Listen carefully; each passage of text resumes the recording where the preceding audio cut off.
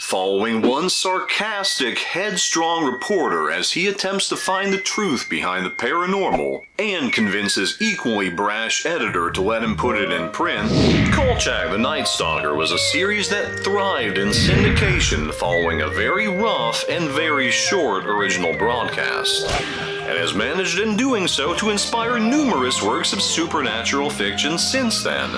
But put on a random episode of Kolchak the Night Stalker and it is easy to miss why. This was a show whose ambition was often tempered by its budget, and sometimes the stories just were not there.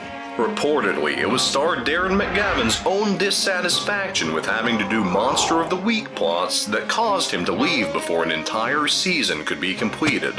And out of the final 20-episode lineup of the series, the hit-to-miss ratio is very nearly 1-to-1.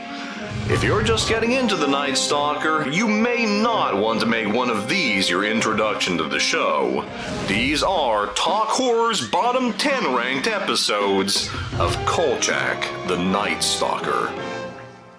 Negative number 1, the Trevi Collection. This is what I'd call a very uneven episode, and I feel conflicted about placing it among the show's bottom half. It deals with supernatural incidents taking place around a fashion company, which leads Kolchak down a rabbit hole of witches' covens, who he very soon finds himself a target of. The scare factor in this episode is actually a bit higher than episodes that rank above it. The scenes with the mannequins are edited and scored well enough to make your spine tingle, and the scalding shower is one of the most violent deaths the series shows on screen. The direction in general is pretty distinct and adds a giallo flavor to certain shots. The actual plot could have easily been one of the series' best, as we get to see Kolchak outside his comfort zone, being faced with physical threats, mind games, and posh elites who shut his questioning down fast. You don't have any idea about why Mickey Patrick jumped off the top floor of your saloon here? Salon. Leave. Please. Yeah, sure. Please leave my salon. However, the way the Trevi Collection plays its best twists is the opposite of subtle or effective. And on top of the antagonist casually handing Kolchak both knowledge and leverage that allows him to BS his way into winning, it is one that starts a whole lot better than it finishes. Negative number 2, Bad Medicine. This episode features Richard Keel, famous for being Jaws and serving man, and is probably the okayest episode of Kolchak the Night Stalker. Keel plays one of a kind of shape-shifting immortal shaman known to the First Peoples as Diablero, who murders and robs the city's elite of their gems. Not for any socially relevant reason, mind you, it's just a son of a bitch. And he's also played in Brownface, which is a whole discussion in itself. I digress, he cuts one of the most purely menacing figures in the series. Not only towering over everyone else on screen, but using his glare to put them in trance to make easy work of anyone he faces. On top of having the best edited pseudo-transformation in a series without the budget to do real transformations. Unlike the other episode featuring Keel, this one purely thrives on the effectiveness of its monster, as Kolchak travels from crime scene to crime scene, picking up only scant clues about what's going on, until he gets the whole lore dump in the final quarter of the episode.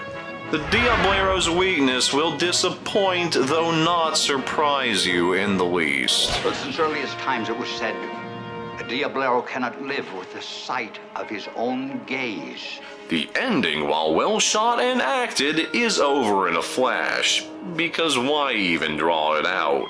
Evil will see itself. And it shall die! Negative number 3, Primal Scream. This is one of the middle-of-the-road episodes of Night Stalker, dealing with a missing link who regenerates from cells taken from ice samples, and proceeds to go ape at random upon the unsuspecting city. Friend, the killer was a gorilla. A That's right. The killer was a gorilla. That's right. The killer was a gorilla. That's right. A gorilla.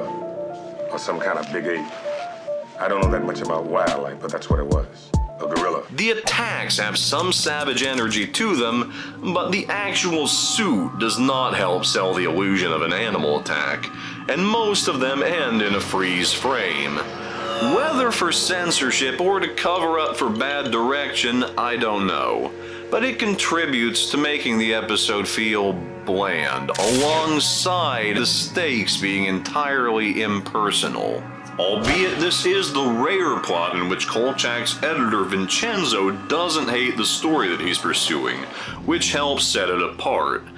And what partially redeems it is the climax, which has Kolchak illuminating the creature's lair bit by bit with flares, which he keeps landing in the water so he can't get a clear look at the far end, only to turn around and find the primate has crept up on him from the opposite side. This being one of a few episodes in which Kolchak can straight up not outrun the monster, he attempts to communicate instead, only for the police to arrive and provoke it. Carl nearly reaching the beast makes the ending more melancholy than most, but it would have been nicer if this were foreshadowed at all.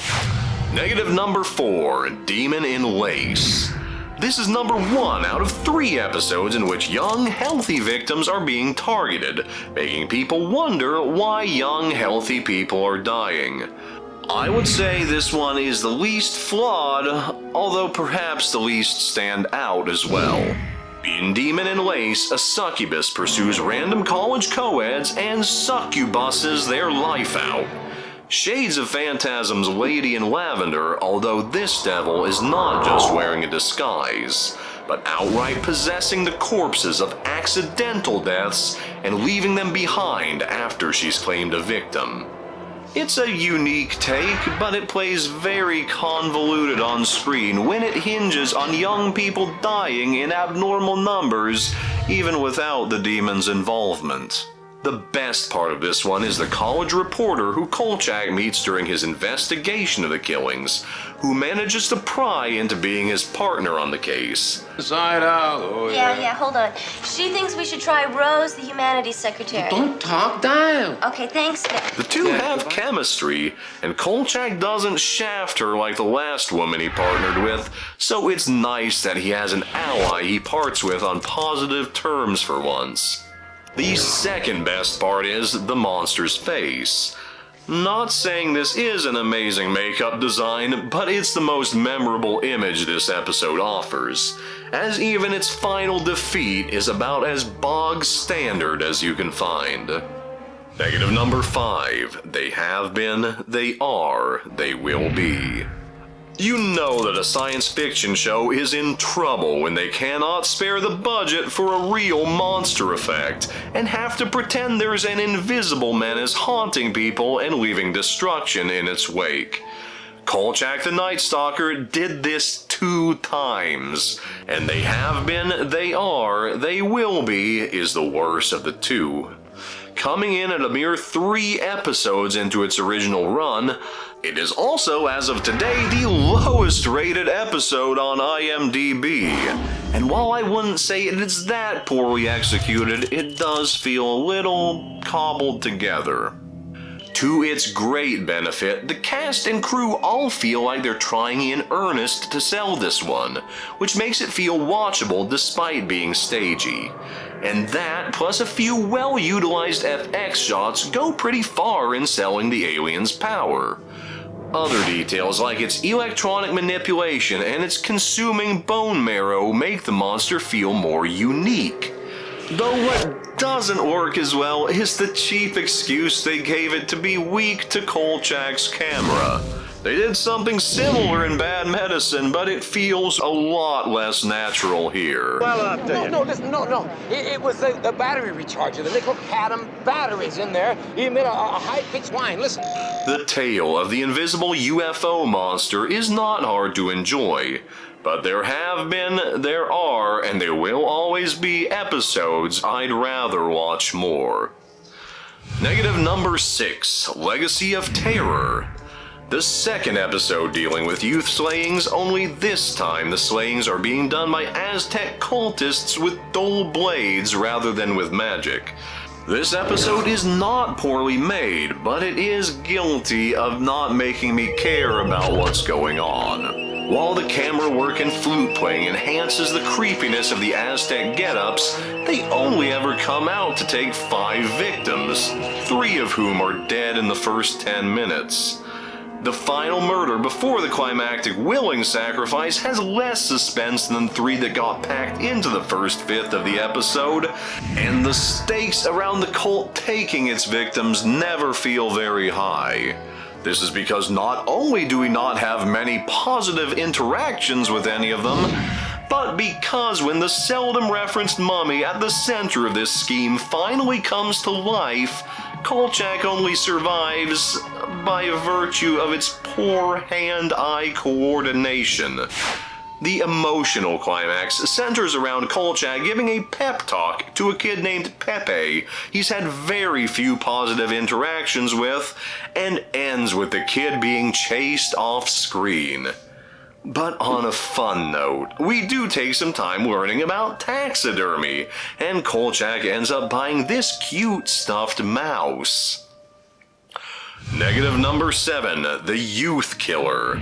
The final episode featuring young, healthy people dying under mysterious circumstances is also the worst of the 3, in addition to being the penultimate episode of the series.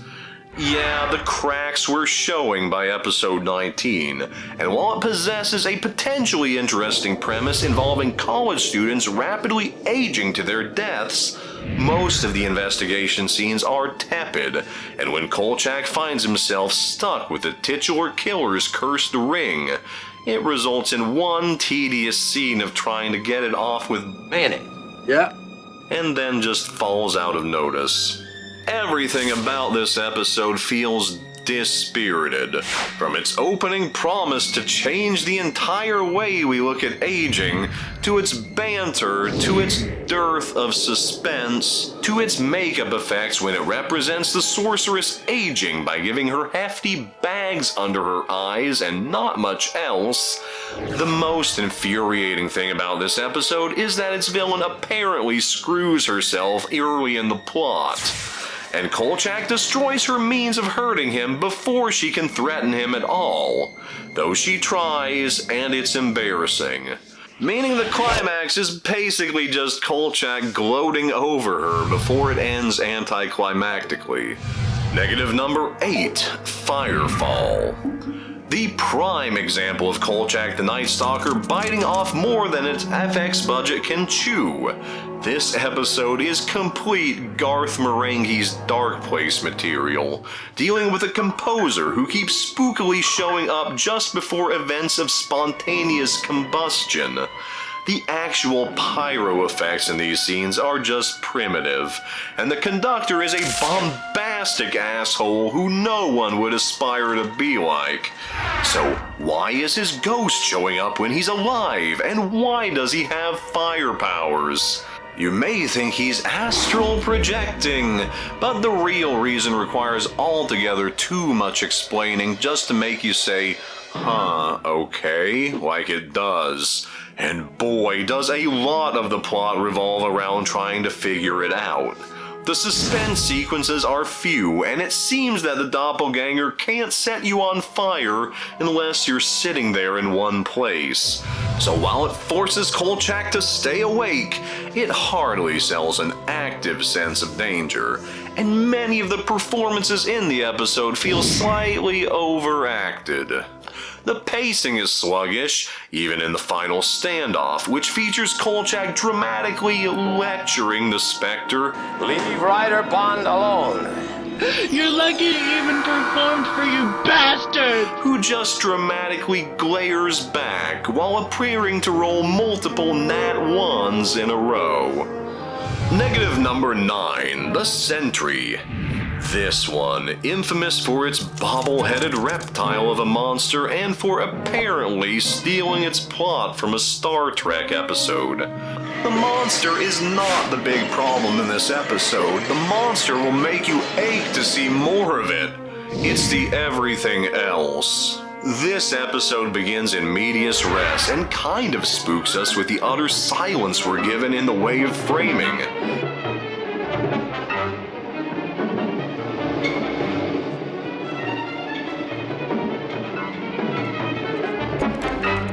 Until soon after this ambiguous high-speed intro, we are swamped with leisurely paced exposition and oh so much filler. Like these long stretches where you think they may be inserting dialogue or narration, but they just don't. This episode also introduces Lieutenant Irene Lamont, who delivers feisty cop show fakeness to her every scene. This was Darren McGavin's wife, and whenever this peeks through, it is just vomitous. Hey, ease up on her, Kolchak. She's just doing her job. Yeah, sure. You can always tell they are being uncharacteristically soft on one another, given all prior relations between Kolchak and the police. Why ever she crashed this production, you will be so thankful for these scant chase scenes we have underground. But then you'll remember that bobblehead on the monster really does suck, and your whole mood will go south. Negative number 10, The Werewolf. Sometimes a piece of fiction gets a reputation that paints a poor picture of it for the public. Halloween 3 is the one that sucks because Michael's not in it. Silent Hill 4 sucks because they changed up the gameplay. Look, for example, at the episode of Kolchak the Night Stalker that takes place on a Love Boat knockoff. That one is as bad as everybody says it is. The werewolf in this episode does not look like a werewolf, he looks like a poop man. And while Kolchak makes the claim that his victims have been clawed and ripped apart, the camera makes it look a whole lot like he's just tossing them around like a pro wrestler. The werewolf's human actor is so much scarier, it feels like he belongs to a different episode. I can't give you any narcotics. Why can't you? Well, there's procedure with using narcotics. You babbling fool. So much of this episode feels sidetracked by inconsequential gags from the comic relief, while most of Kolchak's gamblets quickly fall flat, and he spends a lot of time just arguing with the crew or getting one of these dopes to cover for him. We never really feel the weight of the killings to the running of the vessel, nor really feel any stakes. Nor do we ever find out why the werewolf is taking a round-way singles cruise while he's experiencing violent mood swings and rolling blackouts. No one but you and I know the real truth. The real story. So now that you know Talk Horror's bottom 10 episodes of Kolchak the Night Stalker, where do you think the other 10 are going to rank up in the top? Was I too harsh on any of these? Is there something you're surprised ended up here, or anything you're shocked that it didn't? Please leave your opinions, musings, etc. in the comments, and stay tuned for part 2 of this list, the top 10 episodes of Kolchak, on Look Horror, Listen Horror, Talk Horror. Or some kind of big ape. I don't know that much about wildlife, but that's what it was. A gorilla. You're trying to be cute. The killer was a gorilla. A gorilla? Or some kind of big ape. Look, Jack, I saw it. Poor victim had his leg torn off. The killer was a gorilla. You're trying to be cute. Oh, do I look cute? Cute?